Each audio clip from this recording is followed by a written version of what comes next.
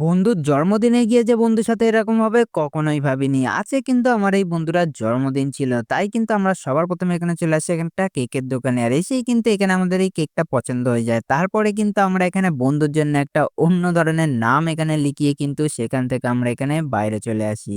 बड़ा हरामी हो बेटा। আর এসেই কিন্তু আমরা এখানে চলে আসি একটা ক্যাফেতে। আর এসে দেখি যে বন্ধুরা কিন্তু এখানে অলরেডি আগে থেকেই চলে এসেছিল। তারপরে কিন্তু সেখানে আমরা ভেতরের দিকে ঢুকি। আর ঢুকেই কিন্তু এখানে অ্যাম্বিয়েন্সটা দেখে আমরা এখানে একটা বসার জায়গাও পেয়ে যাই। আর তারপরে কিন্তু বন্ধু এখানে কেক কাটাও শুরু করে দেয়। আর কেক কাটার পরে কিন্তু সেখানে সর্বপ্রথমে আমাকে কেক খাওয়ালো। আর সে কিন্তু এখানে এক, এক করে সবাইকে কেক খাওয়াচ্ছিল। আর তারপরে কিন্তু আমি একটু কেক নিয়ে এখানে বন্ধুকেও খাইয়ে দিলাম। আর কেক খাওয়ার পরে কিন্তু এখানে আমি এখানে যে কেকটা ছিল সেটাকে কিন্তু ভালো করে এখানে কাটছিলাম যাতে এখানে আমরা সবাই মিলে এটা খেতে পারি। আর কেক খাওয়ার পরেই কিন্তু আমরা এখানে অর্ডার করে দিলাম চা। আর তারপরে কিন্তু আমাদের এখানে চাও চলে এলো।